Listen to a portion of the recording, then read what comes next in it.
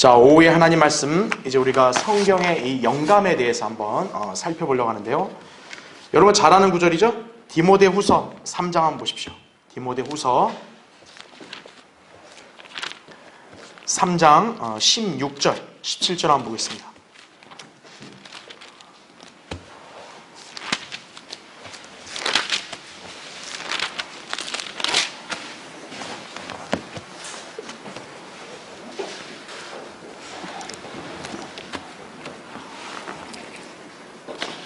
자, 디모데후서 3장 16절, 17절을 제가 읽겠습니다. 모든 성경은 하나님의 영감으로 주어진 것으로 교리와 책망과 바로잡음과 의로 훈육하기에 유익하니 이는 하나님의 사람이 온전하게 되며 모든 선한 일에 철저히 구비되게 하려 함이니라. 이렇게 말씀하고 있습니다. 자, 여기에 나온 모든 성경, 그렇죠? 우리가 지금 들고 있는 이 성경을 다 가리키기도 하죠. 문맥상으로는 이제 디모데에게 하신 말씀이니까 구약 성경이지만 사실 신구약 성경 다 마찬가지예요. 모든 성경은 하나님의 영감으로 주어졌다 이거죠. 자, 성경의 영감이 너무나 난해하거나 어려운 주제는 아니에요. 분명하고 명확한 성경적 교리인데 대다수의 사람들이 이걸 믿지 않으니까 문제인 거죠. 만약에 이걸 믿지 않으면 무슨 문제가 나오느냐? 성경이 하나님의 말씀이라는 근거가 없어져 버리는 거예요. 성경도 단순히 그냥 인간들이 기록한 그런 저작물이 아니냐, 이렇게 여겨버릴 수 있다는 거죠. 하지만 성경은 단순한 인간의 저작이 아니라 하나님의 영감으로 주어진 말씀이다. 이거를 기반으로 우리가 믿어야만 성경이 하나님의 말씀이라고 우리가 이렇게 강력하게 외칠 수 있는 것이에요. 자, 오늘 그래서 이 성경의 영감에 대한 내용들을 한번 살펴보려고 합니다. 자, 먼저 메뉴에 보세요. 성경의 저자는 성령님이시다. 당연하죠. 성경의 매 장마다 하나님의 성품과 그분의 뜻을 기록의 형태로 보여주는 권위의 계시다. 그러므로 성경은 우리가 하나님에 관한 지식을 얻는 원천서요, 거룩한 진리의 교과서이며 영생으로 인도하는 안내서인 것이다. 이렇게 나와 있죠. 우리가 보이지 않는 하나님을 어떤 근거로 믿을 수밖에 없는 거예요? 눈에 보이게 기록되어 있는 하나님 말씀을 근거로 우리가 믿을 수밖에 없는 거죠. 그렇죠. 하나님이 안 보이는데, 그렇죠. 우리 인간의 어떤 이성과 지혜로 어떻게 하나님을 감히 헤아릴 수 있어요? 하나님께서는 바로 말씀으로 자신을 계시하신다는 거죠. 인간이 하나님과의 관계를 형성하는 방법, 말씀으로 계시했다는 거죠. 그게 바로 성경이라는 거죠. 자, 성경이란 단어는 책을 의미하는 헬라어 비블로스에서 유래하였는데, 이 단어 외에도 경전, 기록서, 하나님의 말씀으로 명명되기도 한다. 이렇게 얘기를 하고 있습니다. 여러분, 우리가 봐야 될 게요.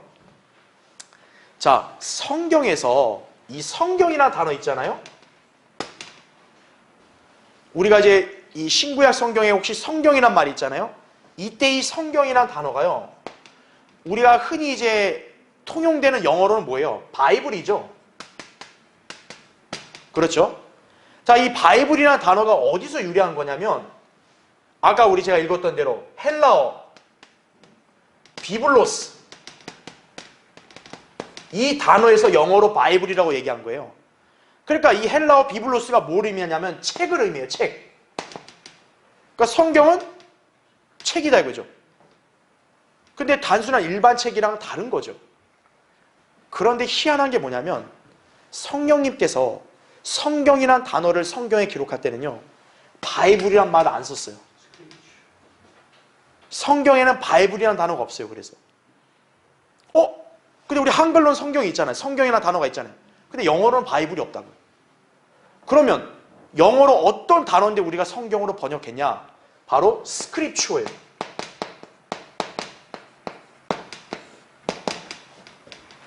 스크립처가 뭐냐? 바로 경전을 가리킵니다. 경전. 그러니까 단순한 책이 아니라는 거죠. 성경은 하나님의 영감으로 기록된 권위 있는 경전이다, 그죠? 그리고 또 한 가지, 스크립처가 뭘 뜻하냐? 필사본을 뜻하는 거예요. 필사본. 여러분 왜 성경이라는 단어를 성령님께서는 필사본으로 딱 이렇게 쓰신 줄 아세요? 바로 뭐냐면 성경은 최초의 원본만 성경이 아니라 이렇게 시대를 거쳐서 번역되고 이렇게 전수되어 온 오늘날 우리 손에 들고 있는 필사본도 성경이다라는 걸 가르쳐 주는 거예요. 그러니까 완벽한 성경, 하나님 말씀은 이 시대에 없다. 그거 잘못된 거란 얘기죠.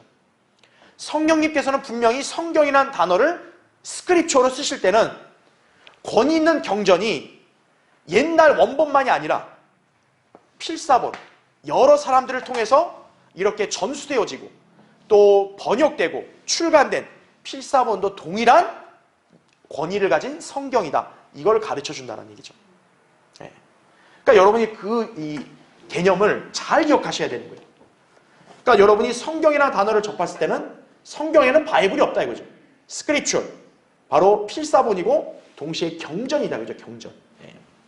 그걸 여러분이 기억해야 합니다. 자, 성경은 66권을 합한 책으로 크게 구약 39권, 신약 27권으로 구성되어 있다 이죠. 그런데 이 성경은 무려 1600년 이상의 기간 동안 지구의 다른 지역에 서로 다른 부류에 속한 36에서 최소 40명의 저자에 의하여 기록되었다라는 거죠. 보통 책과 왜 다르죠, 성경이? 보통의 책은 그게 한 사람이 썼든 또 여러 사람이 썼든 다 한 시대에서 다 나온 책이에요. 그런데 성경은 이 한 권이 나오는 데 있어서 무려 기간이 얼마 걸렸다고요? 1600년간이 걸린 거예요. 1600년간. 그렇죠. 예. 성경에서 가장 오래된 책이 욥기잖아요. 욥기. 욥기가 BC 한 1780년이거든요. 그리고 성경의 맨 나중에 책이 요한계시록이죠. 요한계시록은 AD 한 96년경이에요. 그러니까 거의 한 1600에서 1700년 가까이 이 성경 한 권이 쓰여지는데 그만한 기간이 걸렸다라는 거예요. 성경의 저자가 한 명이냐? 아니요. 40여 명의 저자예요. 그러니까 여러분이 아셔야 될 게 이 40여 명의 저자들이 한 시대에 한 공간에서 있었냐? 그게 아니라는 거예요. 어떤 저자가 한참 죽은 이후에 또 저자가 기록한 것도 있다 이거죠. 예. 게다가 구약은 히브리어가 원문으로 기록됐죠. 신약은 헬라어로 기록되어 있죠. 그리고 제가 다니엘 공부할 때도 언급했지만 다니엘과 에스라 일부는요 시리아어, 아람어로도 기록되어 있다고요. 자, 여러 언어들과 저자들이 존재하는 게 성경이에요. 그럼에도 불구하고 성경이 동일하게 구성되어 있다는 점은 그것이 하나님의 영감에 의해서 기록되었음을 가장 잘 증명해 주는 것이다 이거죠.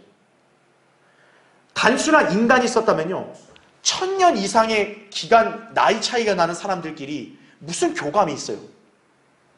그들이 서로 썼을 때 어떻게 내용이나 그런 구성이 이렇게 일치될 수 있겠냐고요. 그런데 희한하게 성경은요 저자들끼리 나이 차이가 그렇게 나고 이 성경 각각의 권이 완성된 시일도 굉장히 오래 걸렸고 그럼에도 불구하고 통일성 있게 성경이 구성되어 있다는 거예요. 66권이 모두. 어떻게 그게 가능하죠? 바로 성경의 저자는 이 저자들이 최종 저자가 아니라 바로 하나님이시라는 걸 입증해 주는 거죠.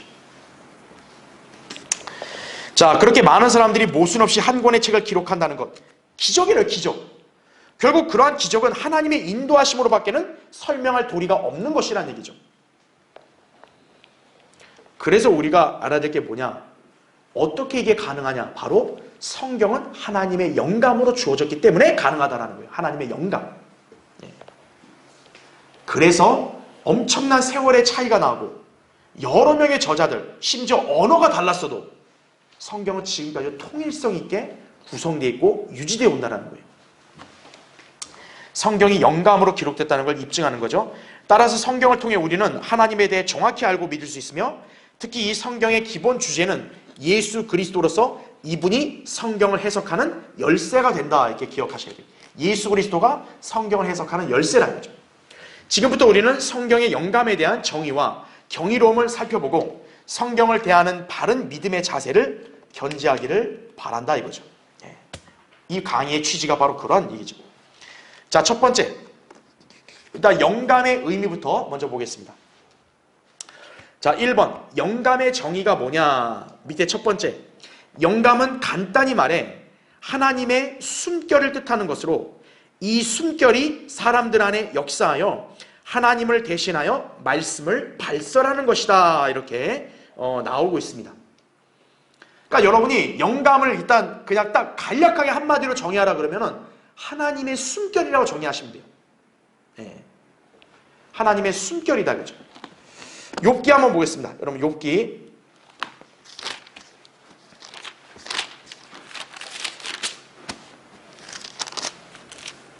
32장 8절.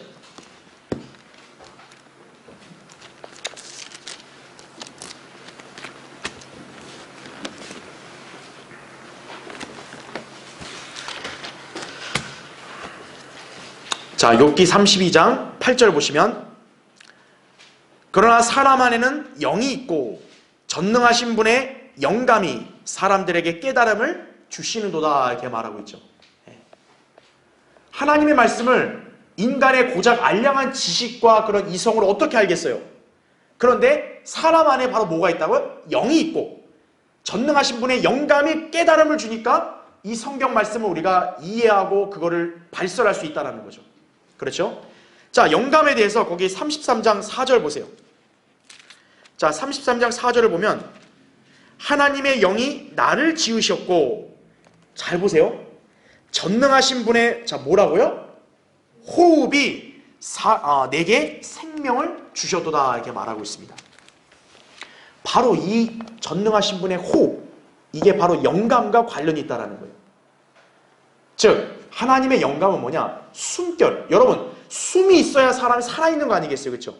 하나님의 숨결이 있으니까 살아있는 것이 되는 거죠. 바로 성경은 뭐냐? 하나님의 숨결이 담겨있는 책이라는 거죠. 그래서 우리가 성경을 살아있는 책이라고 말하는 거예요. 그래서 자, 두 번째 보세요. 하나님께서는 신구약 성경을 기록하는데 초자연적으로 관장하셔서 인간들에게 영감을 주시어 그분의 말씀을 기록한 것이다 이거죠. 그래서 아까 우리 읽었던 디모데후서 3장 16절에도 모든 성경은 하나님의 영감으로 주어진 것으로 이렇게 나온다는 얘기죠. 자, 그래서 세 번째 보세요. 예언은 인간이 자의적으로 말하는 것이 아니라 하나님께서 영적인 감동을 주시어 말하여지게 된다. 따라서 수많은 선지자들이 나름 하나님의 영감을 받아 말씀을 전파했지만 그 중에 성령님께서는 기적적으로 성경 기록자들에게 임재하셔서 성경을 기록하심으로 정확성을 보존하셨다. 이렇게 말씀을 하고 있습니다. 자, 이게 어떤 의미냐면 여러분이 이걸 잘 분별하셔야 돼요. 여러분 그 성경 하나 더 찾아볼게요. 베드로후서 한번 보세요. 베드로후서 1장.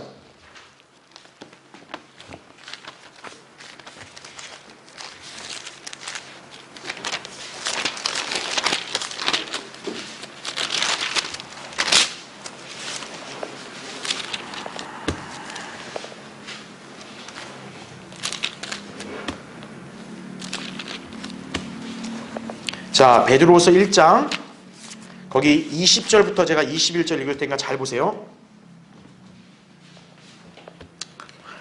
자, 먼저 이것을 알지니 성경의 어떤 예언도 사사로운 해석에서 나온 것이 아니니. 자, 21절 중요해요. 잘 보세요. 예언은 예전에 사람의 뜻에서 나온 것이 아니요 오직 하나님의 거룩한 사람들이 어떻게 돼요? 성령으로 감동을 받아 말한 것이니라 이렇게 말씀하고 있습니다. 자, 성경에 있는 이 예언의 말씀들은 인간의 사사로운 해석에서 나온 게 아니라는 거죠.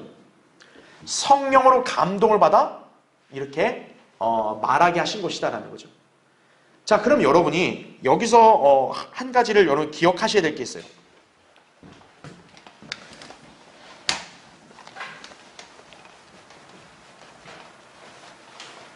자, 지금 우리 성경에는 모든 성경이 하나님의 영감으로 주어졌다 그러거든요. 근데 개역 성경에는 뭐라고 이렇게 바뀌어 있냐면 감동으로 주어졌다고 나와요. 감동으로. 이게 아무렇지 않은 것 같은데 여러분이 차이점을 잘 아셔야 돼요. 왜 그러냐면 지금 우리가 베드로서 1장을 읽을 때 예언이 하나님의 거룩한 사람들이 성령으로 감동을 받아 말했다 그랬죠. 즉 구약에서 신약까지 선지자들이 하나님의 말씀으로 예언을 할 때는 그들 안에 성령님께서 감동을 주셔서 말하게 한 게 맞아요. 그런데 중요한 게 뭐냐면은 여러분, 구약의 선지자들이 한두 명이었어요? 아니죠. 하나님께서 때로는 어떤 사람을 통해서도 그 사람 안에 임하셔서 예언을 하게 했단 말이에요. 그렇죠. 그래서 감동은 선지자들이 분명히 말씀을 말할 때 하나님의 성령님의 감동으로 예언을 하거나 말씀을 전파해요. 그런데 여러분, 그 말씀이 모두가 다 성경에 기록됐나요? 아니라는 거죠. 우리가 알아야 될 게 뭐냐면 구약의 수많은 선지자들이 분명히 하나님의 부르심을 받아서 하나님께로부터 말씀을 받아서 전했단 말이에요. 근데 문제는 그 선지자들이 모두 말한 게 성경에 다 기록된 거는 아니란 얘기죠. 즉 성령으로 감동을 받은 것이 다 성경에 기록된 게 아니라는 거예요. 성령으로 감동을 받은 사람들이 하나님의 말씀을 어떻게 합니까? 이제 기록을 할 때, 그렇죠, 기록을 할 때 이제 하나님의 영감이 거기서 임하는 거예요. 그래서 기록을 하잖아요. 기록을 해서 이제 완성을 하면은 이제 어떻게 되냐, 하나님의 숨결이 딱 거기서 임하시는 거예요. 그게 바로 영감을 준다는 거예요. 영감을. 그래서 우리가 아까 디모데후 3장 읽을 때 성경이 하나님의 영감으로 기록했다는 말 안 하죠. 모든 성경은 하나님의 영감으로 어떻게 됐다 그랬어요? 주어졌다라고, 주어진 것이라고 나오잖아요. 그러니까 우리가 이 영감의 개념을 좀 정확하게 알아야 되는 거예요. 선지자들이 감동을 받아 말한 사람들이 많지만 하나님 성령님께서는 그들 중에 몇 명의 선지자들, 우리가 잘 아는 뭐 이사야라든지 뭐 예레미야라든지, 얘기죠, 이런 몇 명의 선지자들이 말씀을 성령님이 기록하라고 명령해서 기록을 하잖아요. 그렇게 해서 완성할 때까지 주님께서 그들 안에 영감으로 기록하게 하시면서 어떻게 해요? 숨결을 주시는 거예요. 그러면 어떻게 되는 거예요? 이러한 단순한 기록물이 살아있는 하나님의 말씀이 되는 거예요. 그게 바로 영감이라고요. 그래서 아까 영감, 하나님의 호흡이라 그랬잖아요. 제가 하나님의 호흡, 숨결, 제가 이거 말했잖아요. 마치 뭐와 똑같냐면 하나님이 인간을 지을 때요, 흙으로 아담을 지었잖아요. 그렇죠? 근데 흙으로만 지어진 건 몸만 만들어진 거죠. 생명이 있어요, 없어요? 없죠. 성령님께서 호흡을 넣어주니까 살아있게 된 거죠. 바로 성경도 하나님께서 그런 과정으로 완성시킨 거다라는 거예요. 그러니까 이해되시죠? 무슨 말인지? 그러니까 우리 성경에 영감으로 주어졌다는 말이 정확한 거고 감동으로 주어졌다는 말은 사실 틀린 거예요. 그래서 누구든지 선지자들은 감동으로 예언을 했어요, 다. 하지만 성령님께서는 그 모든 사람들의 말을 다 기록한 건 아니라는 거죠. 그들 중에서 성령님이 선별해서 누군가에게 기록하라 하신 거예요. 깨달음을 줘서 기록하게 하신 거예요. 그럼 기록을 했잖아요. 이제 마지막에 완성할 때 하나님이 거기다 숨결을 불어넣으시는 거예요. 마치 인간을 창조할 때처럼 딱 몸을 다 만들어 놓고 이제 생명의 호흡이 들어가니까 살아있는 게 되잖아요. 성경도 그런 과정이 나는 거죠. 하나님의 숨결이 딱 마지막에 딱 하나님께서 딱 승인하실 때 살아있는 말씀이 되는 거예요. 그게 바로 영감이 주어졌단 말이 그거예요. 그래서 우리 성경에는 영감으로 기록했다는 말 안 하고 뭐예요? 영감으로 주어졌다라고 얘기하는 거예요. 왜? 초기에 기록될 때만이 아니라 이게 번역되고 계속 이어져 오잖아요, 시대를. 그럴 때도 그 영감은 동일하게 역사한다는 걸 보여주는 거예요. 그러니까 이거 착각, 오해하면 안 된다는 거예요. 그래서 개역 성경과 우리 성경은 그런 차이도 난다는 것이죠. 네 번째 보세요.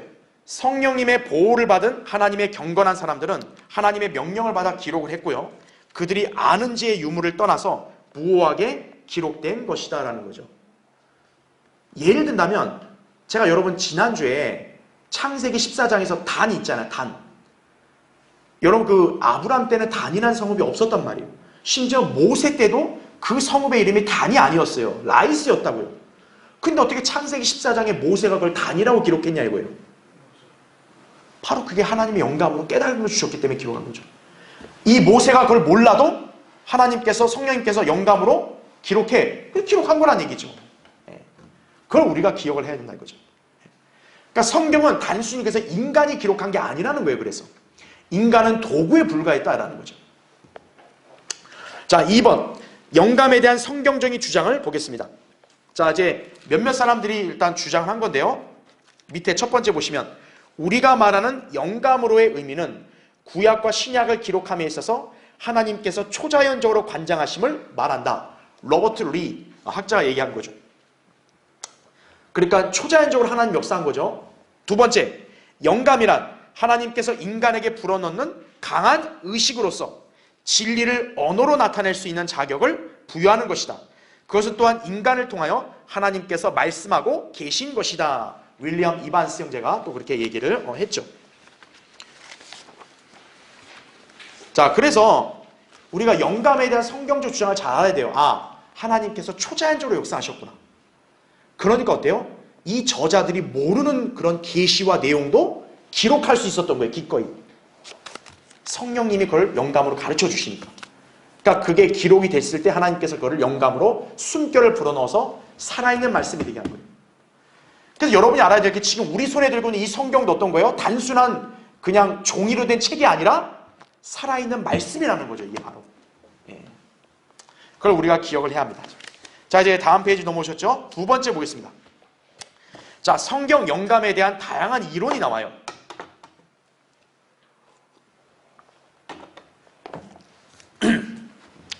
자, 여러분 이 이론은요, 솔직히 말하면 여러분이 기억할 필요 없어요. 다 헛소리. 즉 뭐냐면 하나님께서 초자연적으로 성경을 기록했다는 걸 믿지 못하는 학자들이 여러 이론들을 만들어낸 거예요. 그냥. 그러니까 여러분에게 지금 이거를 가르쳐준 게 뭐냐면 영감에 대해서 헷갈리지 말라는 거예요. 이런 학자들이 그럴싸하게 말한다고 이거에 혼동되지 말라는 거예요. 자, 1번 보세요. 어떤 이론이 나오냐? 계시설이 나왔어요. 자, 계시설이 뭐냐면 첫 번째 보세요. 성경은 성경 저자들이 비몽사몽간에 성경을 보았고 주님이 그들에게 계시해 주신 대로 다만 한마디 한마디씩 베끼는 형식으로 기록되었다는 학설이다라는 거죠. 즉 뭐냐면 하나님께서 기록자들을 정신을 몽롱하게 만드는 거예요. 아무 생각이 없어. 내가 기록됐네? 이거라는 거예요. 그거 아니라는 거예요. 자, 두 번째 보세요. 왜 아닌지 설명드리면 비록 많은 기록자들이 앞으로 있을 예언을 기록했지만 이 이론에 따르면 기록자들의 어휘 사용에 대한 개성을 인정하지 않기 때문에 잘못된 이론이라 할 수 있다라는 거죠. 자, 우리가 여기서 잘 구분해야 되는 게 뭐냐면은 성경이 하나님의 영감으로 이렇게 그 사람 안에 역사에서 기록한 건 맞아요. 그런데 하나님께서 인간을 로봇으로 취급을 안 했다라는 거예요. 즉 그 말이 좀 뭐냐면 예언과 그 다음에 심오한 계시를 그 기록자에게 알게 해서 기록했지만 기록 스타일, 기록 방식은 전적으로 그 사람의 개성대로 하게 하셨다라는 거예요. 자, 베드로가 기록한 베드로 전후서 있죠. 또 바울이 기록한 서신이 있죠. 분명히 어때요? 똑같은 하나님 말씀이지만 문체나 표현 방식이 좀 다르다고요. 그렇죠. 시인인 다윗과 그 다음에 모세도 표현 방식이 좀 다르다고요. 그렇죠. 즉 그게 뭐냐면 하나님께서 계시를 주시지만 그걸 기록하는 데 있어서 그 사람들의 개성을 하나님은 인정하셨다라는 거예요. 다시 말하면 하나님께서 인간을 로봇으로 취급 안 했다라는 거예요. 지금 이것처럼 완전히 인간을 그냥 백지로 만들고 정신을 아예 그냥 멍하게 만든 다음에 하나님이 그 사람을 도구로 해서 이렇게 기록한 게 아니라 그 사람의 개성을 하나님은 인정하시고 너의 스타일대로 기록하라 이렇게 얘기하신 거예요. 사복음서도 어때요? 마태와 마가가 다르다고요. 왜요? 마태는 세리였잖아요. 마태는 세리니까 돈 계산, 이 숫자 계산이 굉장히 민감하단 말이에요. 그래서 마태복음 같은 경우는 숫자에 대한 언급이 나와요. 어떤 사건에 대해서 숫자를 언급을 해놓고 반면에 마가복음은 숫자가 언급되지 않아요. 네. 그러니까 그런 차이가 있다는 거죠. 네. 그게 바로 뭐냐면 성령님께서는 그 인간, 기록자의 개성을 존중하시면서 그거를 기반으로 기록하셨다라는 거죠. 그러니까 차이가 나는 거죠, 그게. 예. 그래서 이 이론은 다 잘못된 거다라는 거죠. 다윗, 모세, 베드로 등과 같은 기록자들의 개성이 그들의 기록들에 분명히 나타나고 있고 바울의 교육 정도와 논리적인 지성이 로마서와 갈라디아서에 명백히 제시되어 있다는 거죠. 그러니까 우리가 그걸 무시하면 안 된다는 거죠. 그러니까 기록자들도 당시의 역사적인 사건을 기록할 때 자기들이 본 거는 자기들이 본 대로 기록하잖아요. 그렇죠. 그래서 이 계시설은 잘못된 이론이다라는 거죠. 그러니까 이대로 해버리면 무슨 문제가 생기는 거예요? 아, 성경이 조화가 안 된다. 이렇게 해석이 될 수밖에 없는 거예요. 이 이론이 만약 사실이라면. 그렇죠. 왜냐하면 분명히 마태복음과 바울 서신도 뭔가 다르잖아요. 그러니까 성경의 통일성을 공격하려고 이런 거짓 이론을 만들어냈다. 이렇게 보시면 돼요. 자, 2번 조명설. 첫 번째, 성령님께서 저자들에게 영적인 방법으로 사건의 정황을 알 수 있도록 조명하셨고 그럴 때 저자의 언어와 기록 방법으로 기록하였다는 학설이다. 쉽게 말해 하나님께서 마치 사장이 비서에게 시키듯이 성경을 받아쓰게 하셨다는 것이다 라는 거죠. 좀 그럴싸해 보이잖아요. 근데 이것도 문제가 뭐냐. 두 번째 보세요.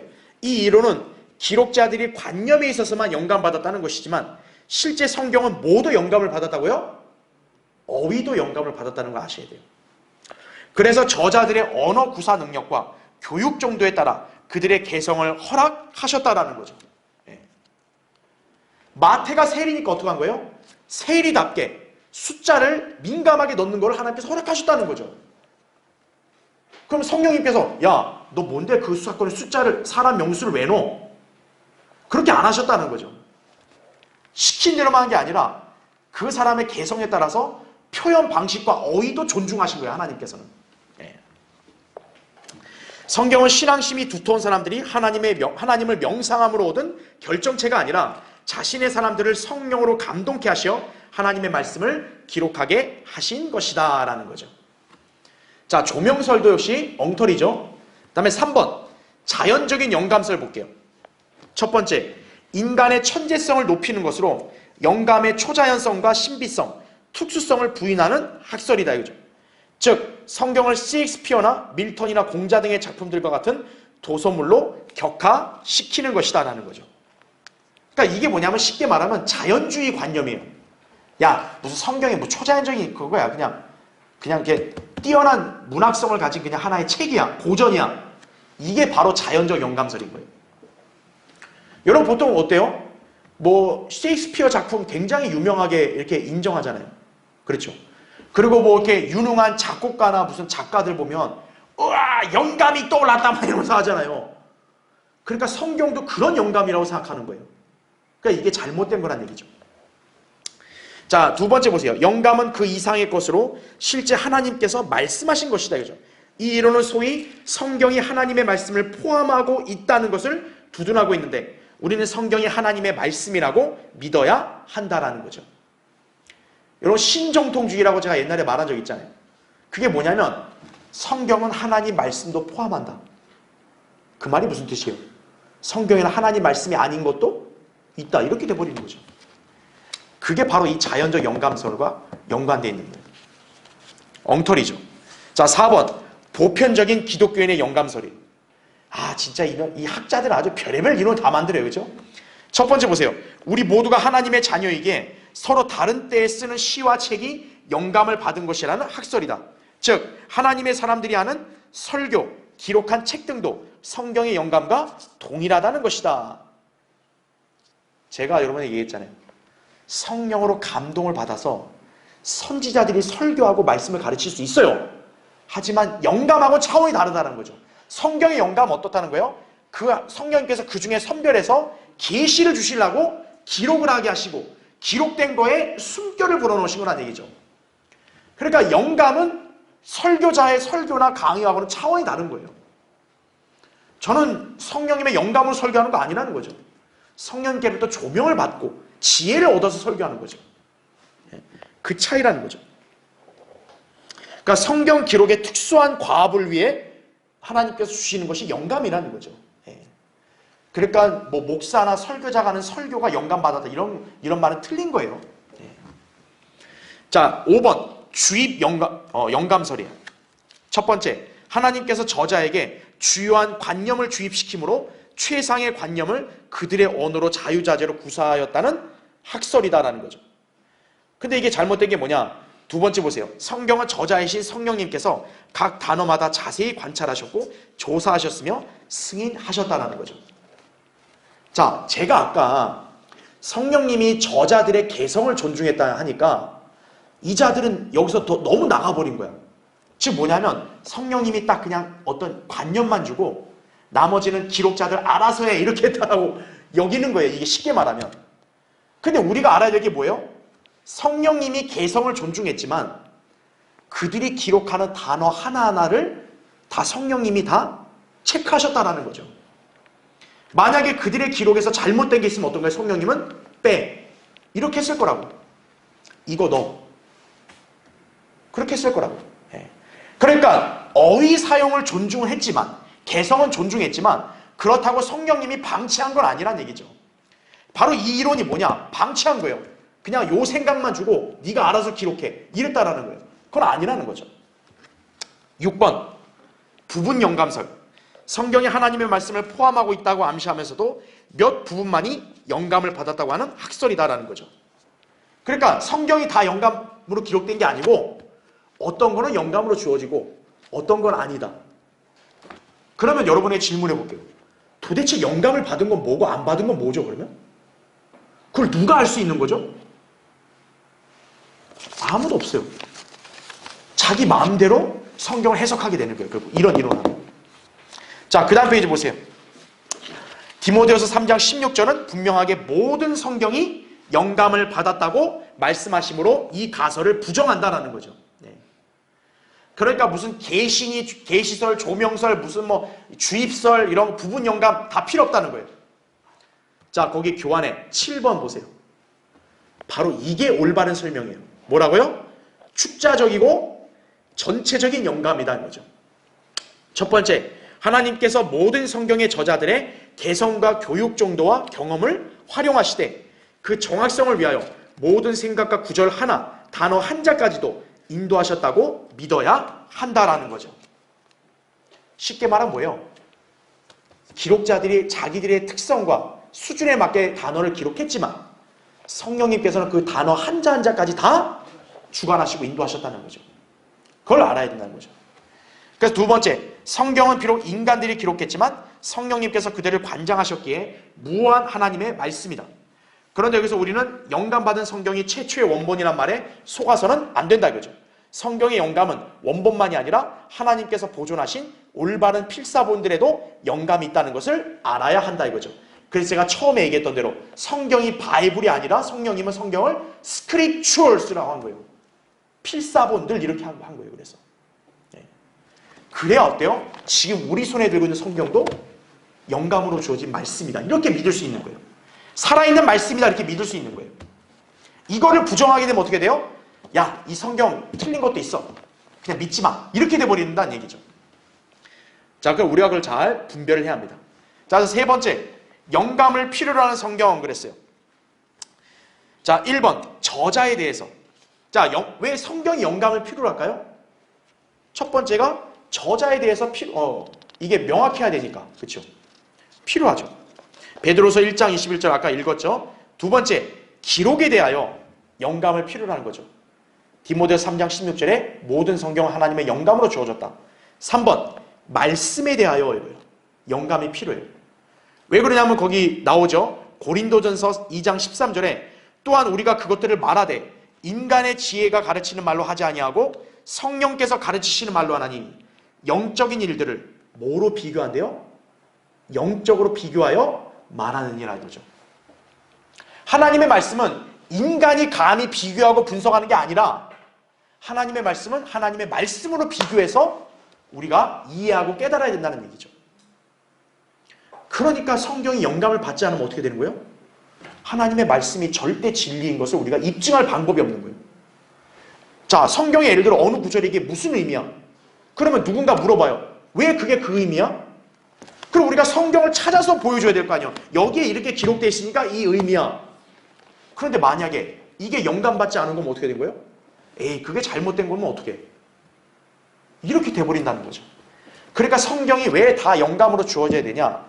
하나님의 말씀이 이게 어떤 의미이고 이게 왜 옳은지를 입증하려면 성경으로 입증을 해야 되는데 어떤 건 영감받고 어떤 건 영감 안 받다. 이러면 말이 안 되잖아요.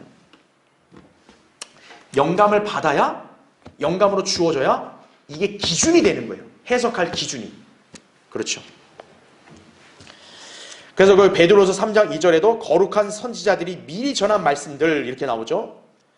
또 유다서 17절에도 우리 주 예수 그리스도의 사도들이 이전에 말한 말씀들 이렇게 나오죠. 이전에 말한 말씀들. 그죠. 그게 이제 우리에겐 성경으로 주어진 거죠. 자, 마지막 네 번째. 영감에 관하여 기억해야 할 사실들. 두 가지만 기억하세요. 1번. 영감받은 성경은 인간적인 방법으로 미화되어 기록되지 않았다라는 거죠. 인간들이 꾸며놓은 아름다운 말들만 있는 게 아니라 인간들의 거짓말, 불의, 심지어 사탄이 한 말도 기록되어 있는 거예요. 여러분 생각해 보세요. 인간이 이걸 만약 기록했으면요, 여기에 부끄러운 그런 수치가 있으면 돼야 안 돼요? 안 되잖아요. 여러분 성경을 읽다 보면 때로 참 낯뜨거운 그런 모습도 있다고요. 다윗 같은 경우는 어때요? 자기 부하의 마누라를 어떻게 보면 꼬드긴 거 아니에요. 그래서 간음을 저지르고 부하를 죽음으로 몰았잖아요. 여러분 그 기록이 굉장히 자랑스러운 기록이에요? 보통 사람은 어떻게 하겠어요? 그거 야 기록하지 마. 이랬을 거 아니겠어요? 야 그래도 다윗 왕이 위대한 왕인데 야 그런 치부를 왜 기록해? 기록하지 마. 이럴 수 있을 거 아니에요? 근데 성경에는 인간의 그런 아주 이렇게 잘못된 부분들, 나쁜 부분들까지 다 기록되어 있다는 거죠. 카인이 자기와 아벨을 죽이고 하나님 앞에 거짓말한 거 기록되어 있죠. 야곱이 자기 아버지를 속여가지고 형의 축복권 뺏은 거 기록되어 있잖아요. 여러분 이거 인간이 볼 때는 낯뜨거운 거 아니에요? 그러면 이렇게 기록을 삭제해야 될 거 아니에요? 이거 하지 마요 그 기록. 그럴 수도 있잖아요. 근데 성경은 그러지 않았다는 거죠. 인간의 그런 실체를 아주 정확하게 적나라하게 드러냈죠. 왜냐하면 바로 성경이 하나님의 영감으로 주어졌기 때문에 그런 거예요. 단순한 인간이 기록한 게 아니기 때문에 그런 거죠. 2번, 하나님께서는 성경을 영감으로 기록하셨기 때문에 말씀을 또한 어떻게 했다고요? 섭리적으로 보존하셨다. 이거 기억하셔야 돼요. 성경은 영감으로만 주어진 게 아니라 섭리로 하나님께서 말씀을 보존하셨다. 그러니까 오늘날 우리 손에 들고 있는 성경도 어때요? 영감으로 주어진 하나님의 말씀이다. 이렇게 믿을 수가 있는 것이에요. 잘 기억해야 합니다. 자, 그래서 이제 결론적으로 우리는 성경이 무한 하나님의 말씀이라는 것과 66권의 정경이 완전하다는 걸 믿는다 이거죠. 즉 우리는 외경을 포함한 어떤 다른 저서도 영감받은 것으로 인정하지 않는다는 말이다 이거죠. 로마 가톨릭 성경에는 외경이라는 게 있어요. 외경.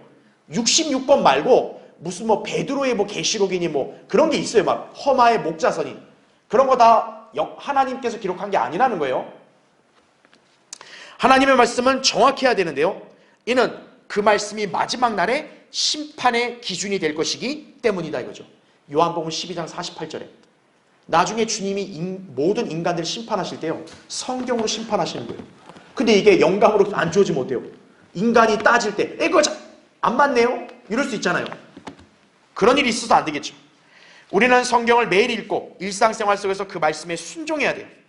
성경이 하나님의 말씀이기 때문에 이 책을 우리가 소중하게 여기고 경건하게 다루어야 하기 때문인 것이에요. 성경이 영감으로 주어진 살아있는 말씀이다. 이 믿음이 왜 이렇게 중요한지를 다시 한번 우리가 기억하시면 좋겠습니다. 자, 기도하고 오늘 예배를 마치겠습니다.